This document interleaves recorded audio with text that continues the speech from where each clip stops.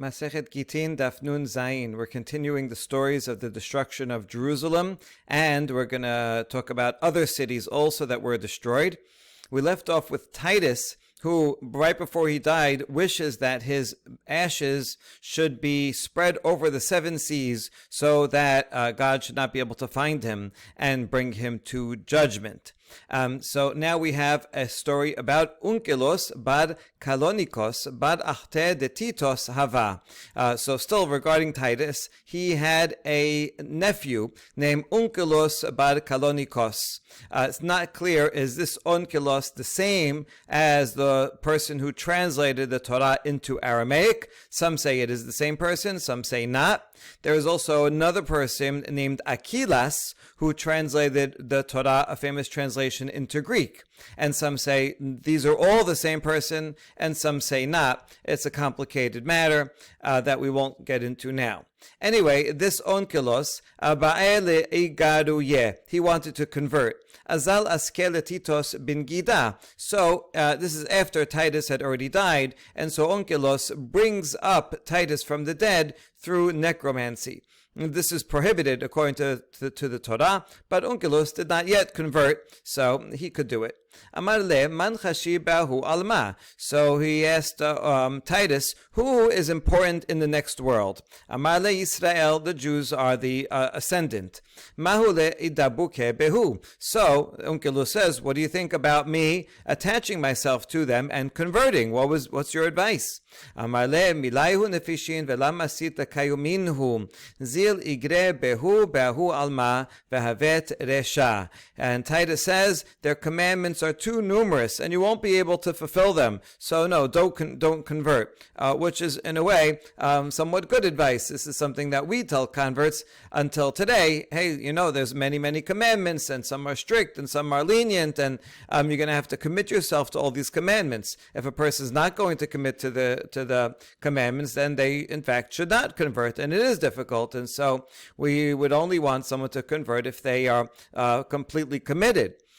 So anyway, Titus, that part of it is good advice. The next part is not good advice. He said, instead of converting, you should go out and battle against them in this world, and then you'll be ahead in the next world. Tichtiv hayu sareha lerosh. As the pasuk says, her adversaries have become chiefs. So if you want to become a chief, then you should battle against them, against the Jews. And now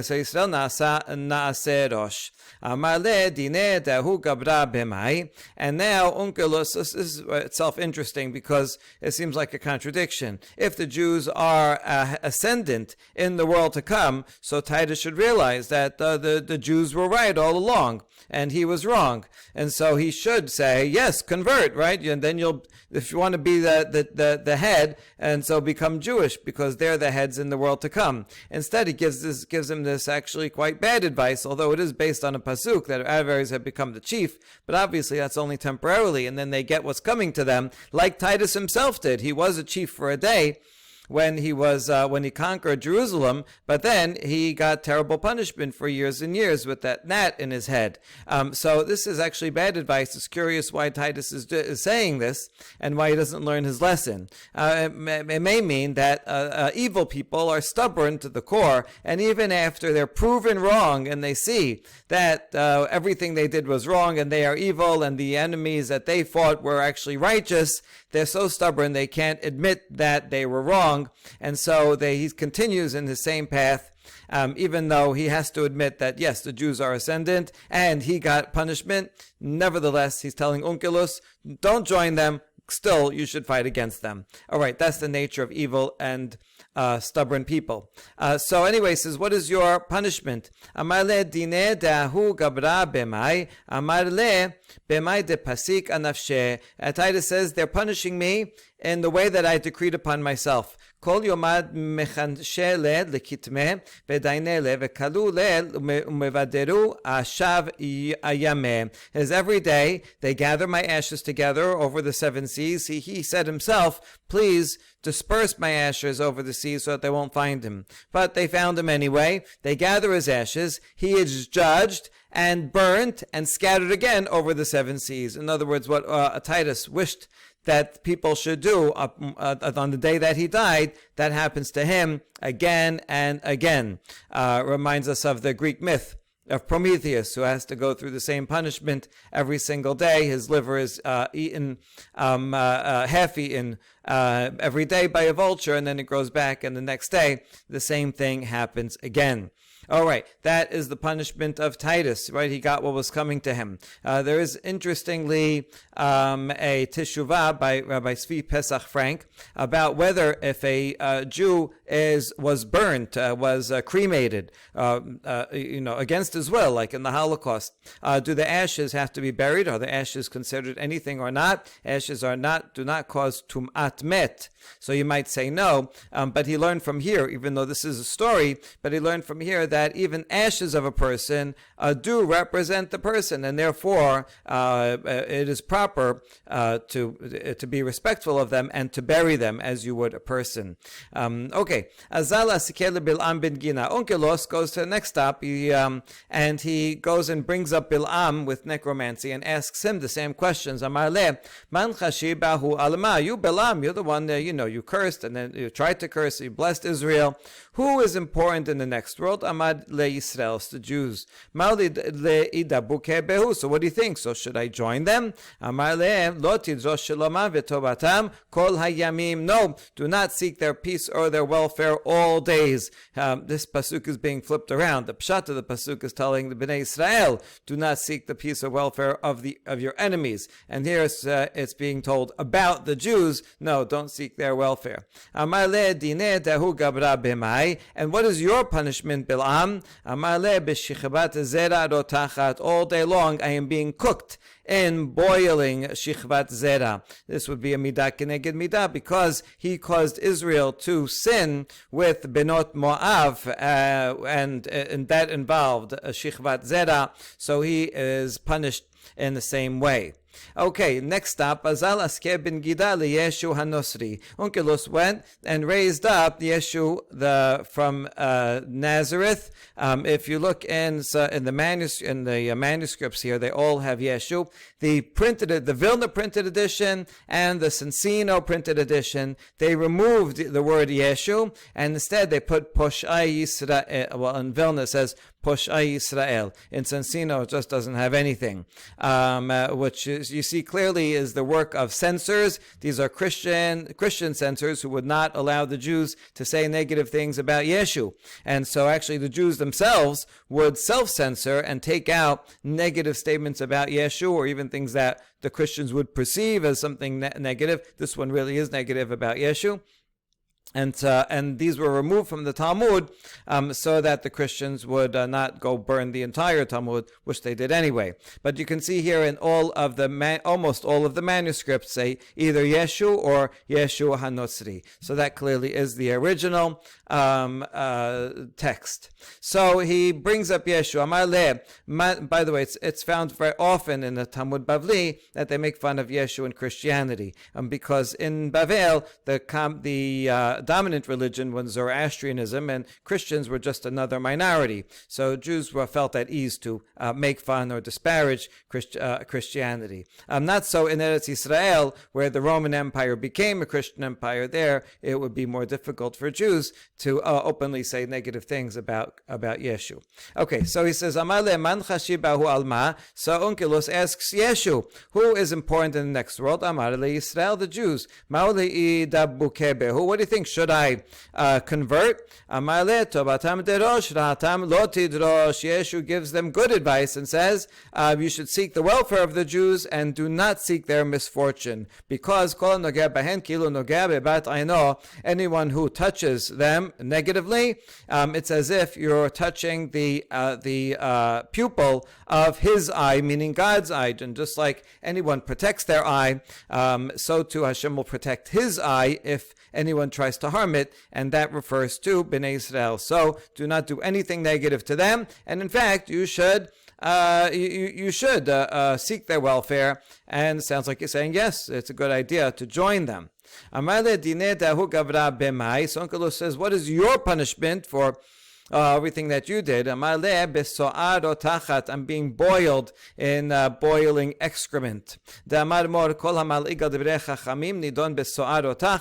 As the sages say, anyone who mocks the words of the sages, and in other stories, Yeshua is said to do precisely that, is it gets this punishment. I guess if you take important holy things and you treat them badly, so then you're treating them like excrement, so then you get midah keneged midah, will be boiled in excrement. Tahazi ma ben poshei Yisrael l'nevi'ei umot ha'olam. And then Gemara notices that look at the difference between Jews who are sinners and prophets of the rest of the world. Unlike Bil'am, who although he was a prophet and ended up cursing, but he says, go and fight against the Jews. Titus also said, go and fight against the Jews. Even though in the world to come they saw that the Jews are ascendant, they still were so stubborn and anti-Semitic they couldn't bring themselves to say anything nice. And they say, go ahead and fight against the Jews, to Unkelus. Whereas Yeshu, even though he's a sinner, nevertheless he is Jewish, right? And he was born Jewish. He was a full Jew for his whole life. And so even though Yeshu is a sinner and gets this terrible punishment, nevertheless, Yeshu says, do not fight against the Jews. You should seek out their welfare. You should join them. And so even though Titus and Bil'am and Yeshu are all sinners, nevertheless, Jewish sinners have this benefit that they're not as so stubborn. Yeshu recognized that he was wrong to go against the Pharisees, go against the sages.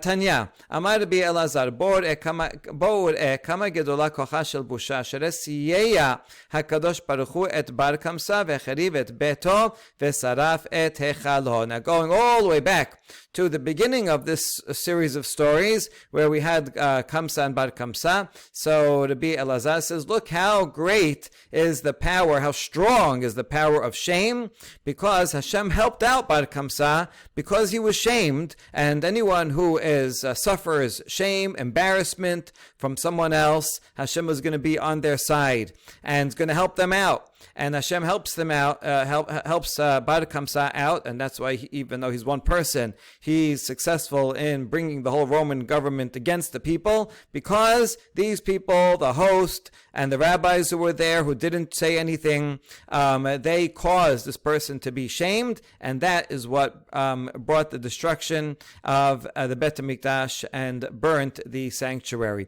We started this whole series off with the statement of Rabbi Yochanan that one should not be stubborn, and rather be fearful of God. So we see the trait of stubbornness just now in those two stories of Unkelus with Bil'am and Titus, and we also see Bar Kamsa being stubborn and not being forgiving and taking this grudge all the way up to the Roman emperor. We also see the host being stubborn and not saying, okay, now that you're here already, fine, you can just pay for your meal and I'm not going to kick you out. And various other stories within of people being stubborn and not fearful of Hashem to do the right thing. So that concludes this series of stories, and it really concludes with shame and how terrible it is to embarrass another person.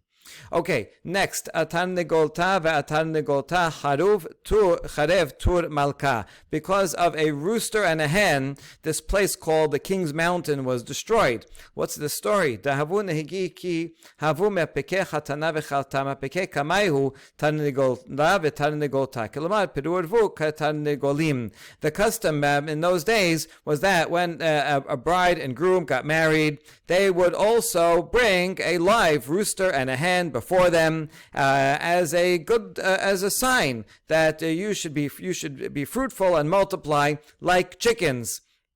Okay, so this was a nice sigula, not in the magical sense, but in a good luck sense that we want to give them this blessing. Yom Ahad havaka chalif gunda de Romae shaklinu minaihu. One day a troop of Roman soldiers passed by a wedding and they saw the rooster and the hen and they went and took it. Maybe they wanted to have some fried chicken and it was there, or maybe it was precisely because they wanted to annoy the Jews and decrease their celebration at their wedding, and so took this thing that they were all dancing around and was bringing them joy and blessing, and so the Romans came and took it, took the rooster and the hen. Naflu alayhu mehunhu atu amru lekesar mardu bach Yehuda.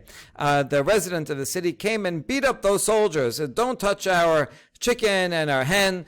Don't intervene in our wedding celebration. And this was not a good idea, because then the soldiers went to the emperor and says, the Jews have rebelled against you.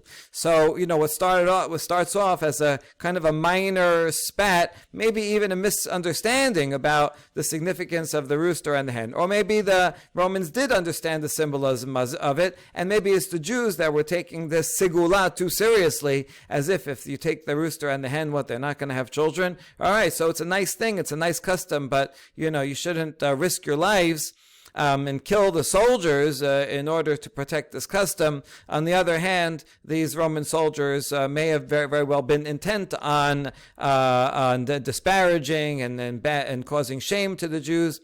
Okay, anyway, because of this incident, this went up to the top, and the emperor came against them, ata alayhu, and started the war against them. Hava behu hahu bar deroma, tava kafes mila vekatel behu, shekale kesar letage ve'ot be'ar'a. So now there was this Jewish guy named bar deroma, who maybe just means that he was from the south. And he could jump the distance of a meal. So he was the superhero, warrior, Superman guy. And he single-handedly killed many of the Romans, and they could not stand up against him. Now the emperor, he was there also. He came out to war, and he took his crown and put it on the ground. Here it says as a sign of mourning, or it could be kind of a symbolic death. In other words, the emperor was scared of this superhero Daroma, and so this would be a symbolic, okay, I put down my crown, as if, if there's a fate against him, then it will be fulfilled in his putting his crown on the ground, but not actually be killed.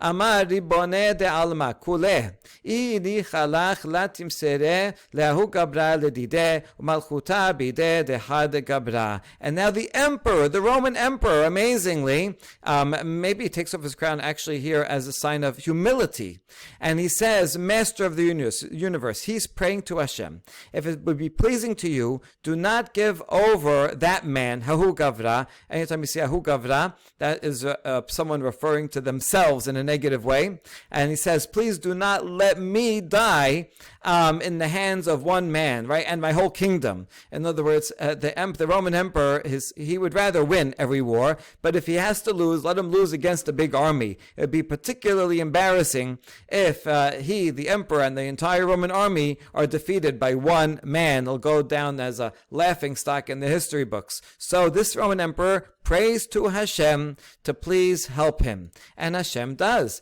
And so Bar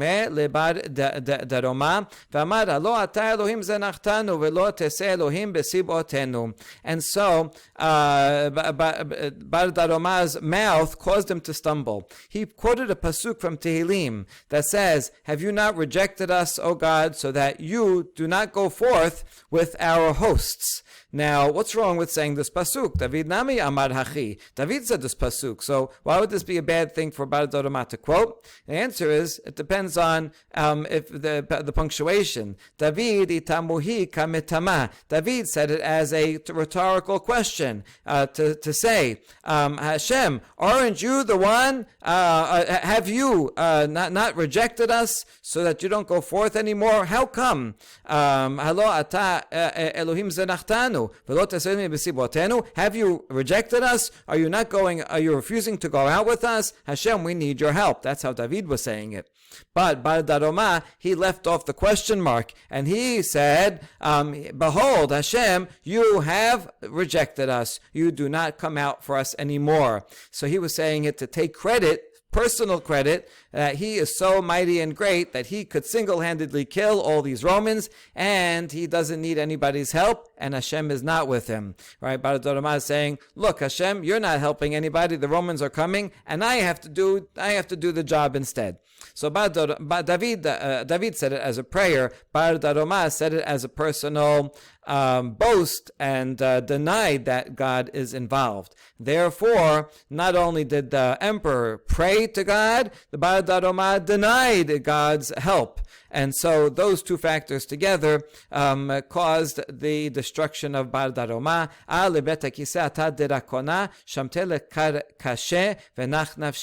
When Baal Daroma went to the outhouse, a snake came into him, eviscerated him, and killed Baal Daroma.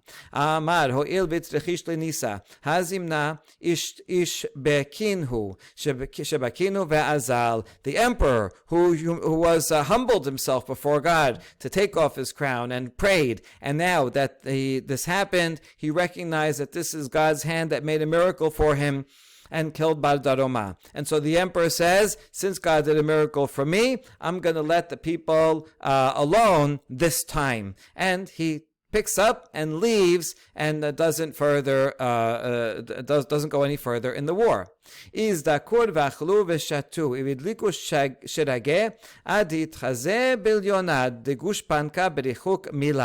Jews, they jumped up and down and ate and drank in celebration, and they lit so many candles that you could see the image on a seal. These are very small. You can go to the museums and see them, right? Tiny writing on a seal. You could see it a mile away from the light of all the lamps that they lit. So they just lit up the whole town and were dancing and celebrating and jumping and eating and drinking. Now, this was not the proper reaction, right? If the Romans come and almost kill you, and then you're saved by some miracle, right? They should be involved in prayer and thanksgiving. Instead, they're kind of boasting. See, we won, and the Romans went away. So the emperor Amar mi hada kahadu bi Yehudae hadar ata alayhu. So the emperor said, the Jews are rejoicing over me. They're boasting. They're kind of making fun of me. See, as if I couldn't do it. I did them a favor, and then this is how they react. You know what? I can't let this happen. And the emperor changed his mind again, and he came back and made war against those Jews.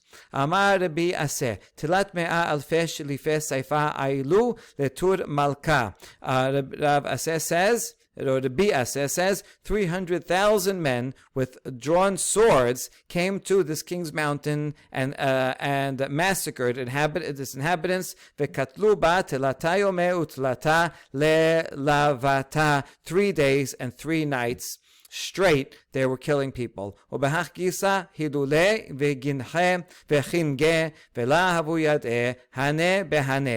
yet, at the same time, on the other side of the mountains, there were weddings and festivities, and they didn't know about each other. That's how big this King's Mountain area was. It was so big that on one side of the mountain you could have massacre and murder. On the other side of the mountain, they were still celebrating and making weddings. It's like on the Titanic, while people down below were drowning, they were still dancing in the ballroom. And so this just shows the great confusion that happened, and so quickly they went from a wedding to almost being killed to rejoicing that the emperor left, and then the emperor came back and it was war. So the word didn't get from one side of the mountain to the other fast enough.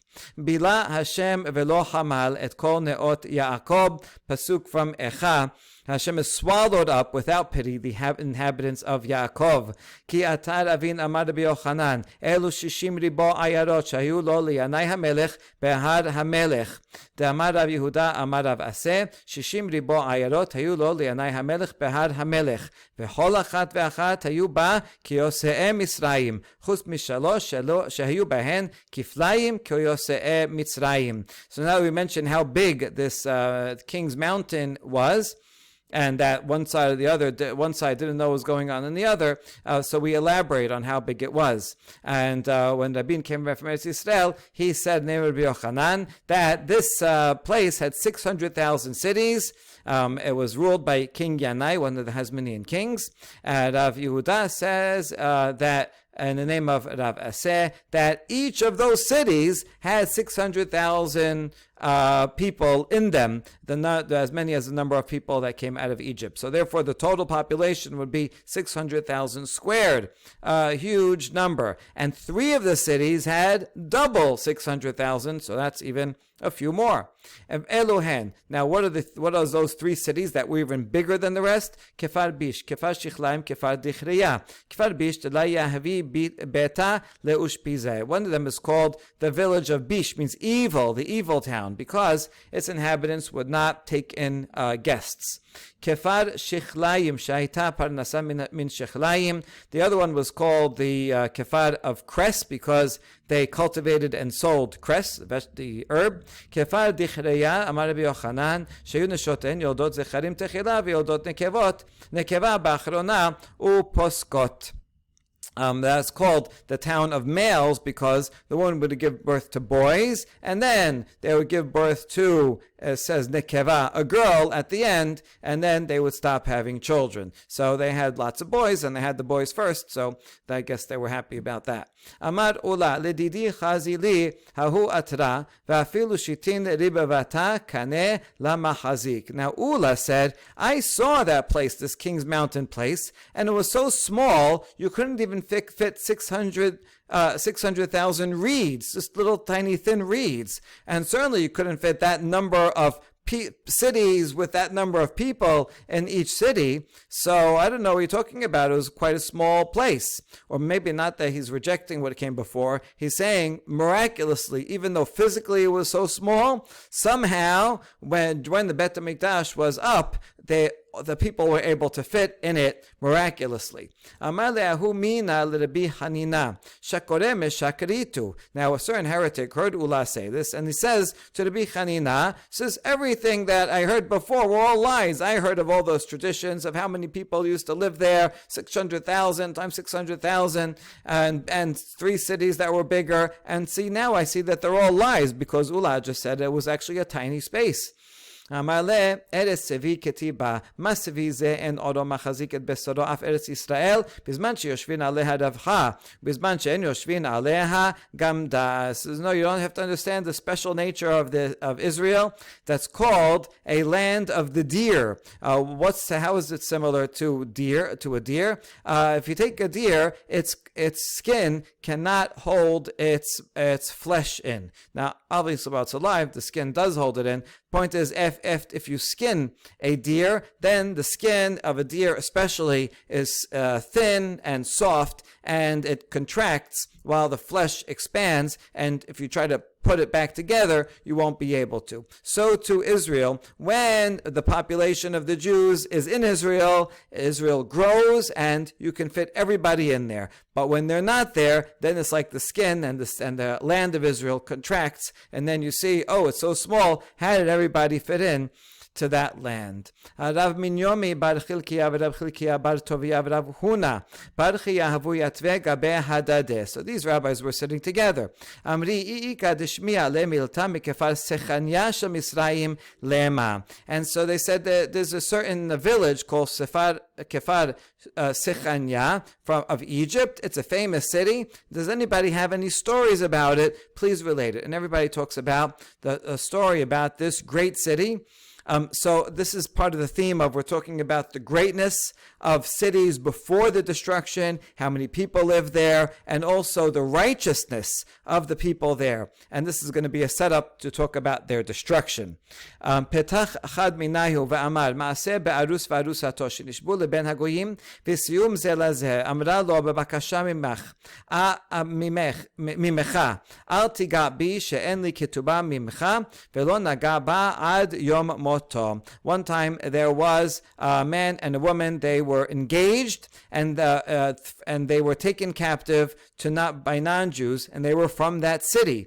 Now, since they did kiddushin before they were captured, so really they're allowed to be with each other. They could do nisuin and then be with each other. However, they didn't get a chance to write a ketubah. And nowadays we often write the ketubah before the kiddushin, but in those days they do the kiddushin, and then they would do the ketubah, and then they would do the nisuin sometime later. So they only did kiddushin and not a ketubah, and the couple's not allowed to be together if you don't have a ketubah.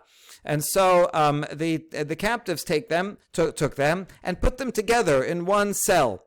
Now she says to her fiancé, please do not touch me, because you never gave me a ketuvah. And he never touched her until they died. Apparently they were in captivity forever, and they didn't have any means to write a ketuvah.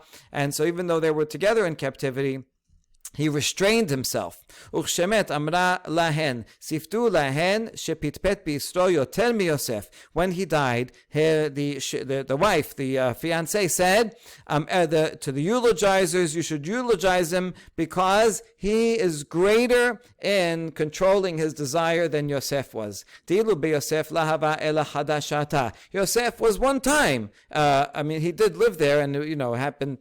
For a while, but his test was a one-time test. But this, my fiancé, is living with me every single day. Yosef didn't sleep in the same bed as Eshet Potifar, but we slept in the same bed. Our captors put us in one room, only one bed. Yosef, this was not his wife. It would have been adultery. Yosef restrained himself. Okay, he's very great. But here, we were actually married. We did kiddushin. So technically, we would be allowed to each other. It's only because the rabbis instituted a ketubah, and so is the Rabbanan. The rabbi said, you should not be with your wife without a ketubah. And look how my husband restrained himself all this time, and so he deserves a great eulogy for that. Patach idach ve'amar. Okay, that's what one sage said about the residents of this city, how great they were. Another sage said, Ma'aseh v'amdu 40 modiyot bedinar, nechsar ha'sha'ar modiya achat, ubadku masu av ubeno shebo na'ara me'orasa, beyom ha'kippurim ve'bi'um lebet din uskalum, ve'chazar ha'sha'ar limkom mo. Once the market price for grain was 40 se'ah, grain was at 1 dinar, and then the rate went down just a little bit, and they said it must be because of a sin that happened here, right? That's how righteous these people were, that they associated anything good, anything bad that happened must be because of their deeds. And so they went and did an investigation, and they found that there was a father and son who both were with a na'ara me'orasa, not me'orasa to them. This was right prohibited. So Anna was on Yom Kippur when you're not allowed to have relations. So you can count how many violations these people did. And so they found them, they tried them, and they stoned them to death to get rid of that evil. This is interesting, one of very few places where you see a report of actual capital punishment. And because of that, the moral compass was readjusted, and the market went back to its original price. So that's how righteous, again, not those two people, the father and son, but that's how righteous everyone in the city was, that they were so in tune with any moral aberration. Petach idach ve'amar, another one of the rabbis said, I'll tell you how great the people are in the city. One man, he wanted to divorce his wife, but the ketuvah was very expensive, and he wanted to get out of it. So he set her up for failure. He went and got his friends together and gave them food and drink, got them drunk, and he had them all fall asleep on his own bed while his wife was there. She was also asleep. Now, they didn't do anything. They didn't do anything wrong. They didn't know what they were doing. They were all drunk. He took some egg white and he put it all around to make it look like they had all slept with his wife. Then he got witnesses to say, "Come look at my wife. Look at how she acts." And this husband brought the witnesses to Bet Din to say, "I don't have to pay a ketuvah because my wife commits adultery with all these guys." There was a student of Bet Shammai named Baba Ben Buta. He is the hero in other stories as well.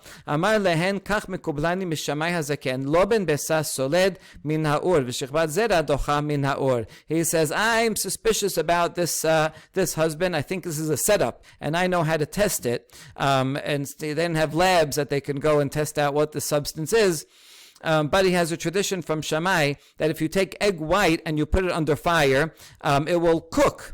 And so you'll see it. Whereas shichvat zera, if you put it under fire, it will melt and be absorbed by the cloth.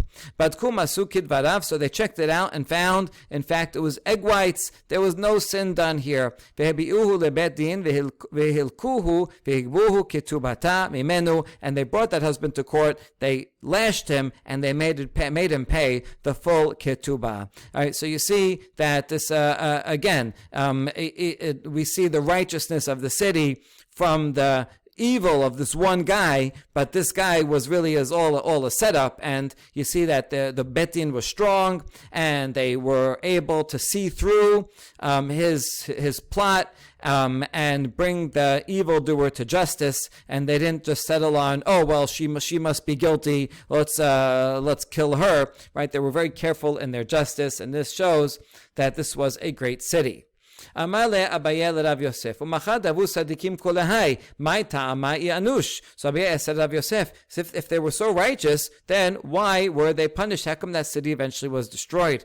Amale mishum dela abul al Yerushalayim. Dichtiv simchot Yerushalayim begilu ba kol ohabei hasisu ita masos kol hamitabelim aleha. The answer is that they did not they did not mourn sufficiently over Jerusalem. As the Pasuk says, rejoice with Jerusalem, be glad with her, all those that love her will rejoice with joy, all you that did mourn for her, right? So only people that mourn for Jerusalem, they can merit to see its redemption. But the people in this city were like, we're fine, right? Who needs Jerusalem? We're fine just the way we are. Where we have our righteousness, and we have our Torah, and we have our Batei Din, which are all good things, but that's it. They were happy just with that, and they were content with the way things were, living in exile, even though they were doing good things, and did not mourn for a greater redemption.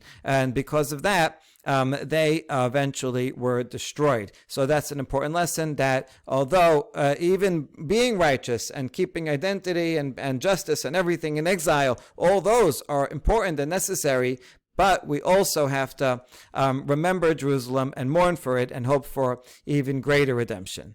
Okay, Ashaka de Rispak Hare Betad. Next story is about the city of Betad that was destroyed because of the shaft of a carriage. So Betad is associated with the Bar Kokhba revolt. This is 60 years after the destruction of the Bet HaMikdash, which was in 70. This is in the year in the 130s, at the time of Rabbi Akiva. So what happened? What was the straw that broke the camel's back that caused the Bar Kokhba revolt? Tagid Yanoka Shatle Arza, Yenukta Shatle Turnita, Vechi Havu Minasebi, Kaiselehu Va'abadu Genana. When the custom in Betar was that when the boy was born, they would plant a cedar tree. When a girl was born, they would plant a cypress tree. And then eventually, when people would get married, they would go find that tree of that boy, and this, by the time he gets married, he's 15, 20 years old, so now it's a nice big tree, and they would find the tree of that girl, and they would take the branches of that tree and mix them together and make a beautiful wedding canopy. So, very beautiful custom. Yom Echad Ahavaka Chalfa Berate de Kesar. Itabar Shaka Derispak Kasu Arza Ve'aidula. One day, the emperor's daughter was passing by in a carriage, and the shaft broke, right? It blew a tire. The shaft connecting the wheels broke, so they needed some wood to fix it. Atu neful alayhu machunhu. So they went to one of those trees that was planted for one of those boys and girls, and the idea is that just as this tree grows, so too this boy will grow, and the girl will grow up, and they'll be fruitful and successful. And so now these attendants of the emperor went and chopped down one of those cedar trees. And this is a beautiful custom, but if you take it too literally as a segula, then cutting down the tree is then you're causing a curse to that boy, who's ever it was. But even if they weren't just taking it symbolically, still this was an attack on their culture and something that was meaningful to them. And they did just to go fix a carriage. They could have found a different tree. Anyway, the Jews came and fell upon these soldiers and started hitting them and beating them up. And so this is not a good idea. The soldiers came and said, "Hey, the Jews have rebelled against you." Which that if any group goes and starts beating up soldiers, well, that's a sign of rebellion. So the emperor came against them in war. Gada b'chori af kol keren Yisrael. Pasuk again from Echa. He cut off in his fierce anger all the horns, all the strength of Israel, that Hashem has cut them down. What does this mean? Amar bi Zera, Amar bi Abu, Amar bi Yochanan, Elu shemonim elef, karnei milchama shenichnesu lekrach betar b'sha'a shelechaduha. So this horn, which can be a metaphor for strength, he's taking it literally, that there were 80,000 officers with battle trumpets. Here's a Roman picture of a Roman battle trumpet, and 80,000 of them coming against your city would be quite scary. And these soldiers were killing men, women, and children until the blood flowed down into the Great Sea, Mediterranean. And if you think that they were close to the sea, maybe the sea was just 1 foot away, so then it doesn't take so much blood to get to the sea. Not true. It was a Roman mile away, and it created a river that went all the way to the blood that went all the way to the sea. Tanya Rabbi Eliezer Hagadol Omer, Shnei nechalim yesh bebikat yadayim, echad moshech ve'elach ve'echad moshech elach, ve'shiaru chachamim shnei chalakim mayim ve'echad dam. Another Braita says that there are 2 rivers in this valley, one flowing this way, one flowing the other way, and the sages went and they said these rivers were 2 parts water, 1 part blood. Of the whole river, 1/3 of it was blood of these Jewish victims. For 7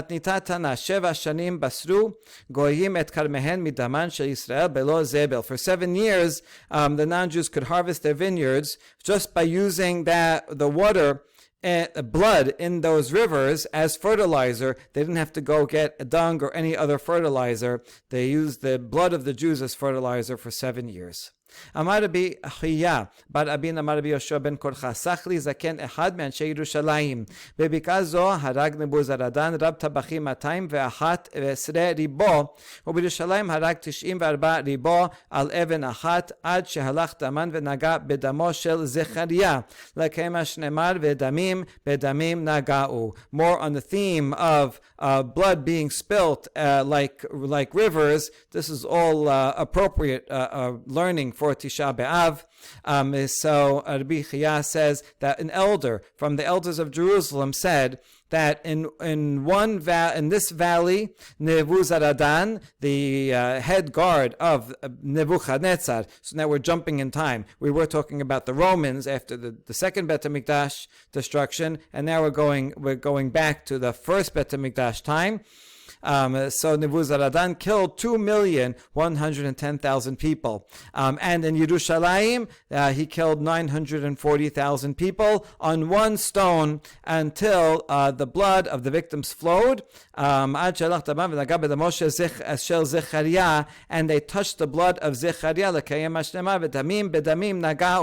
fulfill the pasuk in Hosea, one blood touched another blood. This Zechariah is not the famous Zechariah of Tereh Asar, who was one of the later prophets. Rather, this is an early prophet. He's mentioned only in Divrei Yamim.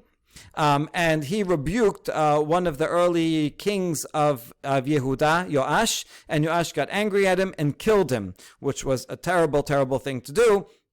To kill a prophet just because he's telling you you're wrong, right? You should do the opposite. You should make teshuvah. So Zechariah's blood is remembered as being there and as a stain upon that king and the Jewish people forever after. And so now we're connecting the blood back of Zechariah and now the blood of these later people who were killed at the end of the first Bet HaMikdash, and one touched the other, kind of like giving a inclusio of the sin and destruction that happened during that period.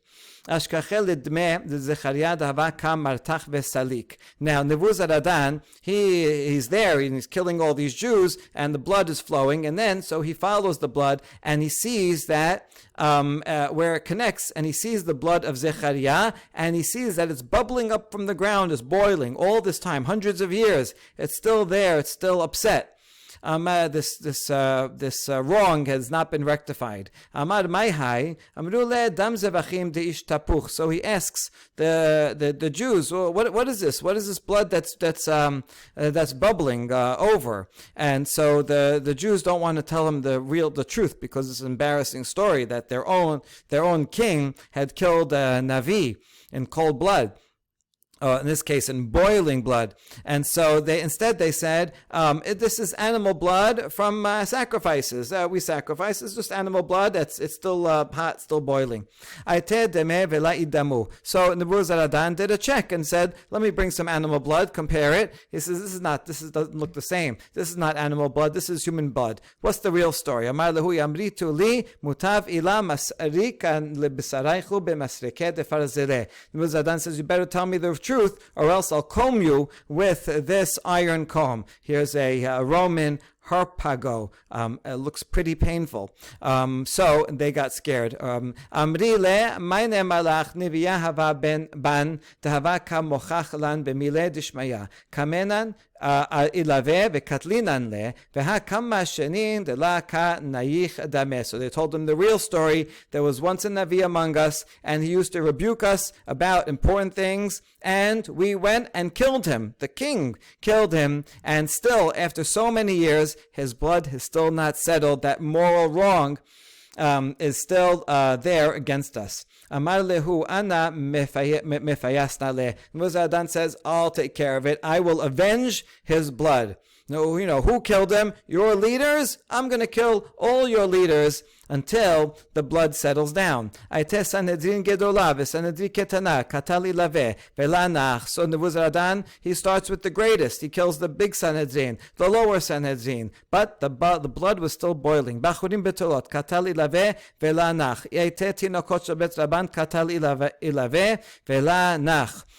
killed the young men and young women, but still didn't settle. He brought the school children and killed them, but still the blood was still boiling. boiling. Amar leZechariah, Zechariah, tovim shebehen ibadatim, nicha lach da'bedinu lekulhu, kedamar lehachi dach. So Nebuzaradan himself, he was a killer, a mass murderer. He was happy to kill Jews, but even he was like, okay, how many people should I kill? So he calls out to Zechariah, I killed all the greatest, all the leadership, all the school children. I killed all the good people. You want me to kill everyone? You're not going to be happy and settled until I kill every last person? And so when he said that, the blood stopped boiling.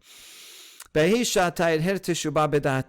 moment, the Nebuzaradan thought to himself that maybe I should make teshuvah. Amar umayim al nefesh achat kach, hahu gabra diktal kol hani nishmata al achat kama vechama. Look how for one wrongful death, the wrongful death of Zechariah, look how his blood is still boiling and the moral sin has not been rectified for so many hundreds of years, is only rectified by the killing of all these people.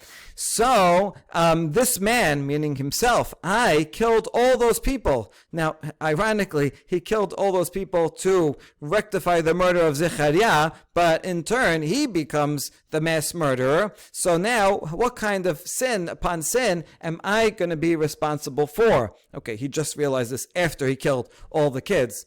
Arak azal shedar shetar perata bebete ve'igayer. So he fled, he sent a document to his home about his last will. This is what you should do. He's leaving his job behind, and he converted to Judaism. He made teshuvah. Tana, Naaman ger toshav haya, Nebuzaradan ger sedek haya. There's a braita that so says how great Nebuzaradan is. Naaman, who got sara'at, and then he was helped out by Elisha, and he converted because he saw that Elisha is a true prophet, but he was only a ger toshav. He still had to help out the king and bowed to idolatry, even though he didn't mean it. So Naaman, who was, who made teshuvah, and we read about him, and we see that he's quite a good guy, but he's still just a low-level ger toshav. Nebuzaradan, we accept him as a ger sedek, right? So this is amazing power of teshuvah. Even he, who was a mass murderer, killed all the members of the Sanhedrin, all the way down to the school children, but he made teshuvah, and we accept him as a ger sedek. Mi bnei banav shel Haman lamdu Torah bnei Barak, and then we go on with a series of the greatest evil people in the world, and even from evil people you can get good people. The descendants of Haman. They studied Torah in Bnei Barak. Somewhere along the line, even though it says Haman died and his 10 sons died and Amalek, but there were some survivors. Maybe the point is that you only have to kill the evil people, but maybe if there is someone who was righteous in the family, who made teshuvah, and converted, then even someone from an evil family can come and learn Torah. The descendants of Sisera, the great enemy. A general who waged war against Israel in time of Devorah. His descendants were school teachers in Jerusalem. Mibnei banav shel Sancheriv limdu Torah barabim, the great evil emperor of the Assyrians. His descendants taught Torah publicly. Man inun Shemaya v'Avtayon. Who are they? None other than the great teachers of Hillel. Shemaya and Avtayon, the pillars of the oral law. They were converts and came from this evil Assyrian family, but nevertheless they made teshuvah, and so they are among the greatest sages. Hainu dichtiv natati et adama al sechiach sela liberti hikasot.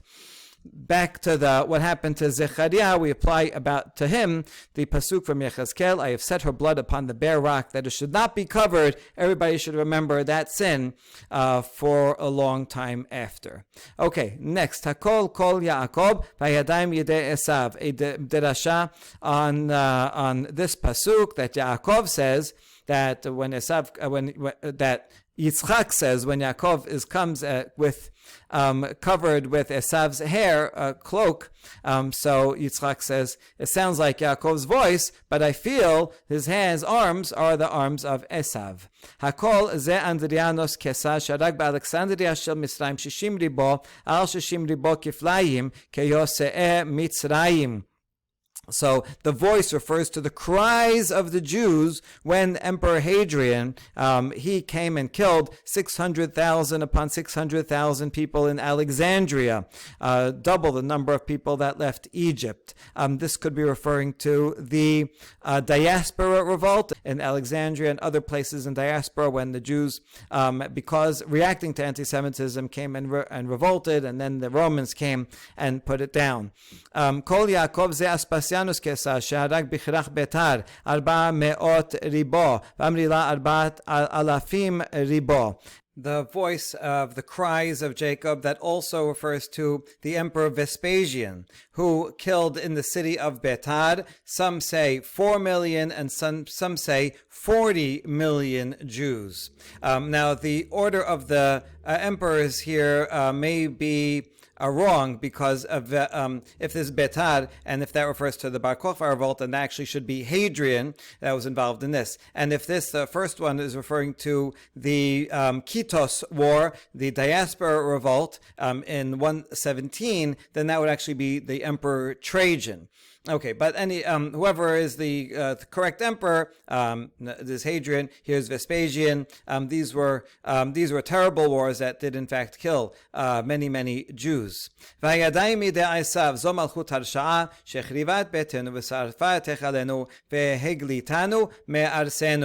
these cries from the voice of Jacob were caused by the hands of Esav, and this is the evil kingdom, that's the Romans, who destroyed the Bet HaMikdash and burnt the sanctuary and exiled us from our land.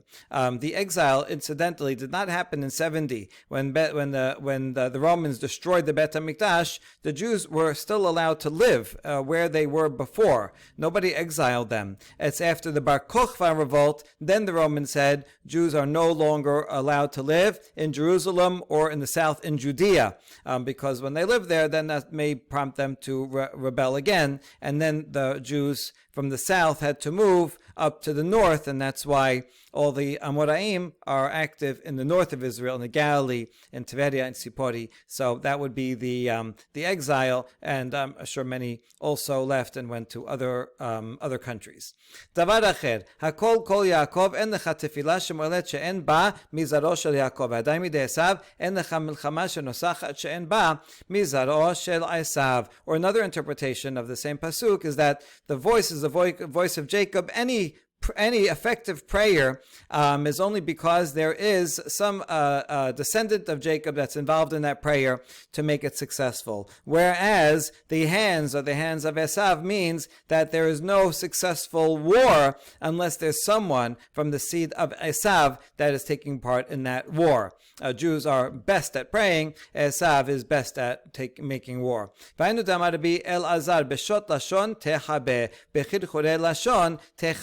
is what Rabbi Elazar said, you shall be hid from the scourge of the tongue, meaning you shall need to hide. This could be about quarrels provoked by the tongue. If in this interpretation might be referring back to Kamsa, Bar Kamsa, or any of those stories of quarrels by the tongue will cause you to have to hide, or this could be referring in fact to what came immediately previously, that prayer is heard. These are the Lashon when it's said by Jacob, and that way they can hide from danger, and their prayers will be heard as a positive thing. Okay, Amar Rav Yehuda Amar Rav, Mai tichtiv al narot Bavel sham yashavnu gam bachinu bezochrenu et Zion, melamed sharanu HaKadosh Baruch Hu David churban bayit rishon vechurban bayit sheni. Churban bayit rishon shenemar al narot Bavel sham yashavnu gam bachinu. The pasuk that says, we by the rivers of Babylon we sat down and wept when we remembered Zion. This teaches that David said that David lived in 1000 BCE, centuries and centuries before he lived before the Bet HaMikdash was even built, centuries before either of them were destroyed. But we see, assuming that David wrote this Mizmor, that he was shown the eventual destruction of both the first and second temples. The first temple, because it's Al Narot Bavel, that's the Babylonian exile, the Babylonian destruction of the first temple. And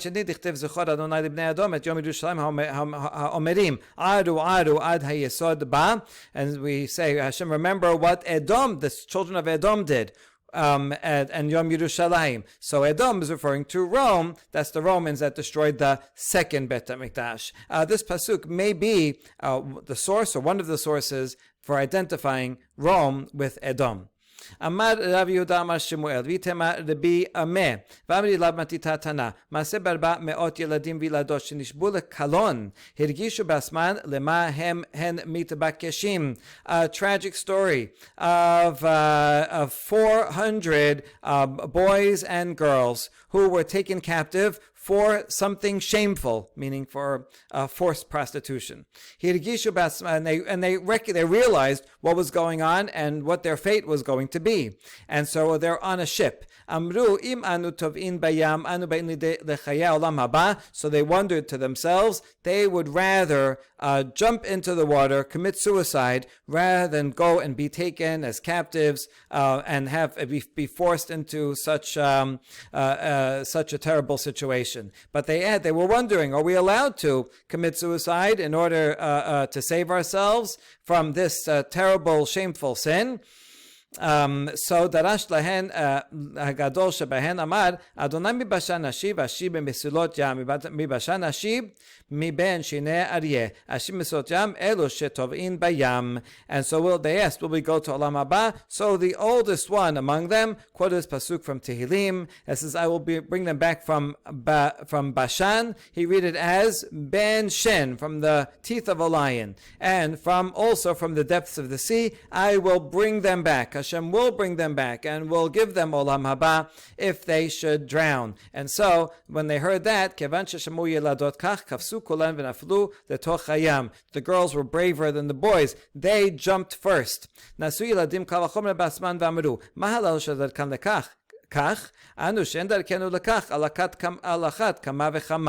the boys said, if they jumped, all the more so we should jump. If girls who would be forced into relations in a normal way, even though they were being forced, we who are going to be forced into abnormal relations, all the more so we should jump. And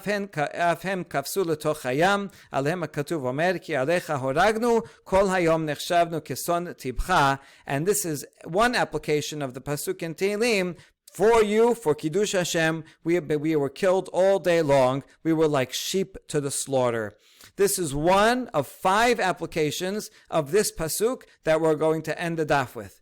Rav Yehuda Amar, Zo Isha v'Shiva Baneha. Second application is referring to the woman and her 7 sons. Famous story. She's not named here, but this story also appears in 2nd book of Maccabees and the 4th book of Maccabees. Where she is named as Hannah. Atyuhu kama lekame de kesar amrule pelach la'avodah zara. So they brought the enemy.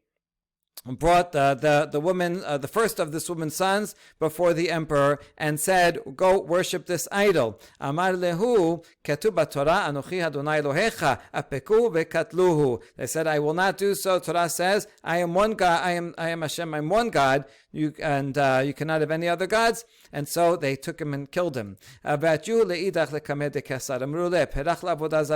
out the second son. Said, "Worship this idol." Amar lehu ketub b'Torah Lo yeh lecha Elohim acherim al panai. He quoted the continuation of the command of the commandments. You are not allowed to worship any other gods. He refused. Apeku vekatluhu.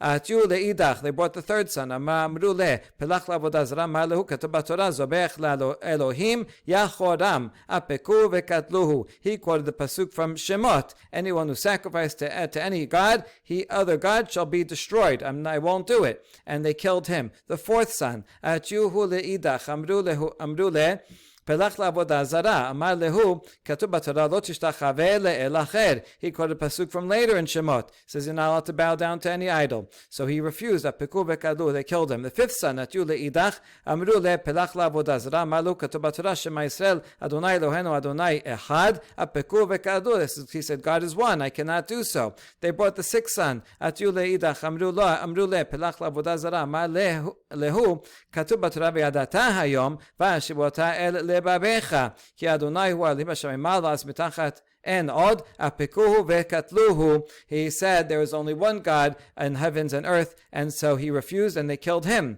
Atjuli idach, and they took the seventh son. Amrule pelach la'avodah zara. Look what happened to all your brothers. So won't you agree and do idolatry? Amar lehu, katuv b'Torah, et Hashem he'emarta v'gomer, v'Hashem he'mirecha hayom. Pasuk says, Hashem, you have chosen Hashem, and Hashem has chosen you, right? Hashem and Bnei Israel chose each other, like in marriage, to be monogamous, to be to have a one-to-one relationship, that Hashem chooses one nation and Bnei Israel choose one and one God only. Kivan nishbat lakadosh baruch hu she'en anu ma'avirin oto be'el acher, v'afu nishbat lanu she'en ma'avir otanu be'uma acheret. We already promised to Hashem that we will not go and worship any other God, and He has promised that He will not go and take another nation. So I cannot worship this idol. Amar lekesar, eshti lach gushpanka ukchen ushkale, ki hechi dilemru kabel ale hermana de malka. The emperor is actually kind of desperate because the emperor is going to look foolish that he can't even force any of these boys to go and do idolatry. So the emperor is willing to compromise and say, here's what I'm going to do. I'm going to throw my seal down like I dropped it. You bend over and pick it up. And that way people will see that and say that you accepted the king's authority. I want to save face, right? And so I won't make you do idolatry. Just bow to me, and at least I can go home saying that I won. I beat them, and you don't really have to do the bow down to the actual idol. Chaval alach kesar, chaval alach kesar. Al kevod atzmecha kach, al kevod hakadosh baruch hu al achat kama v'chama.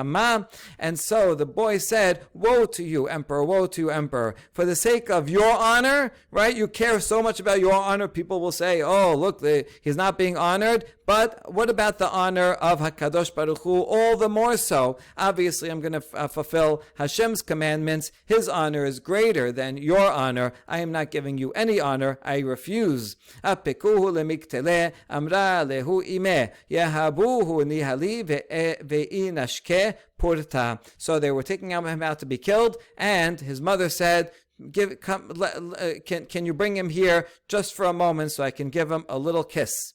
אמרה לו בניי, לכו ואמרו לאברהם אביכם, אתה עקדת מזבח אחד, ואני עקדתי 7 מזבחות. אף היא עלתה לגג ונפלה ומתה. And so she said, my son, after they kill you, go up to heaven, go up to Abraham Avinu, and say, Abraham, you only bound one son, I bound 7. I bound my sons to 7 altars. Abraham, it was a test, and in the end, his Yitzchak was not killed. This mother, she actually had to suffer through 7 sons that actually were killed. And she could not bear this grief, and she went up to the roof and jumped off and committed suicide. A voice came out and said, the mother with children are joyful in the world to come, that they died al Kiddush Hashem. Okay, we don't know a lot of the details of the history of this story, but this story tragically was replayed really and many times in different persecutions throughout Jewish history. Okay, all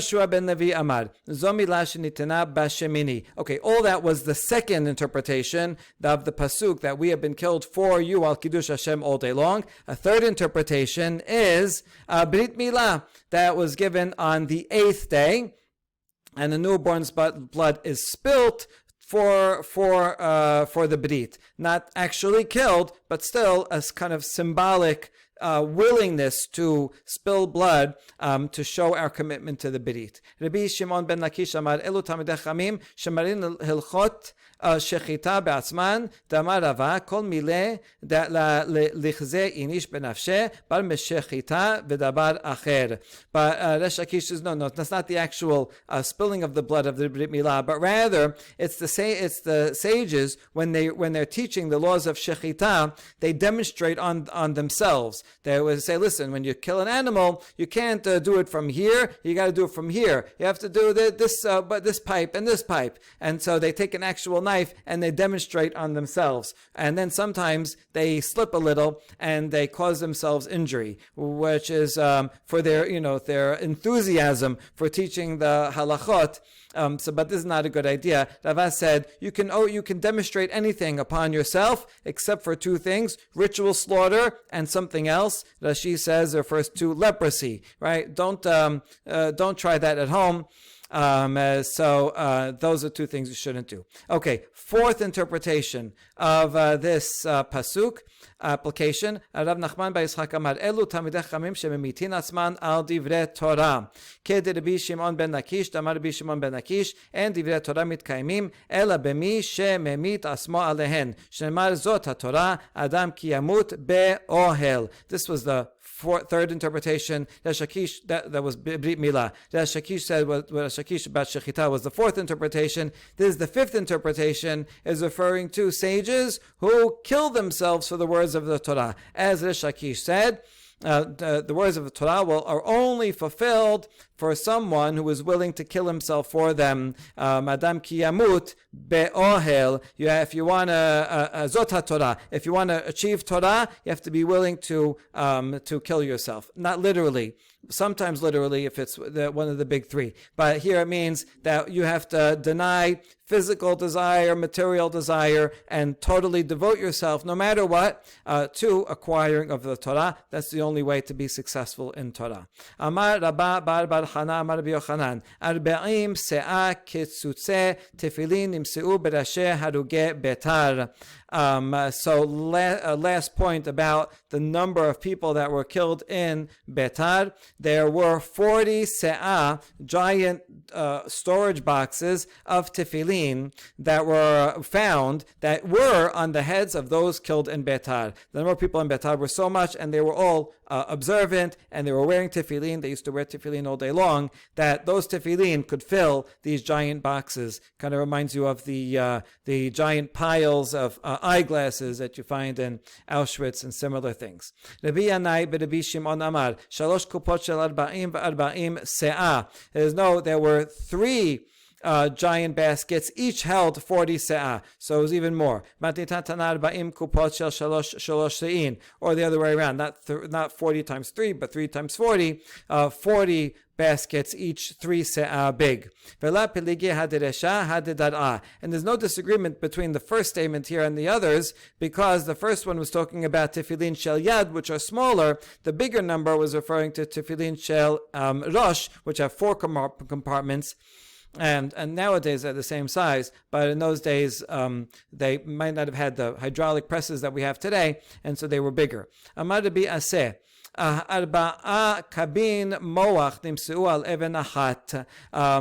4 kav, a huge amount of brains from kids who were smashed, were found on 1 stone. Ula amar tish'a kabin, even more, 9 kav. Amar Rav Kahana, Vitema Shila Bar Mari, Maikera'a. What's the pasuk that this is based on? Bat Bavela Sheduda, Ashre Sheyeshalem Lach, Gimolech Shegamart Lanu, Ashre Sheyochez V'nipeset Olalaich El Hasala. Pasuk says, happy is he who will repay what you did to us. Happy is he who will take your children and smash them on the rock. So we learn from this that it's a prayer that the Jews should be able to do to the enemies what they did. So we learn from here, what did they do? They took children, smashed them on the rock. And so that's the source of this testimony, that there was all these kabin of the brains that were smashed of those children of Jews who were killed. All right, a sad and tragic note to end this Agadah on, but we continue tomorrow. And once again, this is appropriate to return to on Tisha B'Av, to remember and mourn for the tragedy of the loss of life, and especially the righteous people and children of Jerusalem. And in that merit of mourning, we can hope to see the redemption. Baruch Adonai Leolam, Amen v'Amen.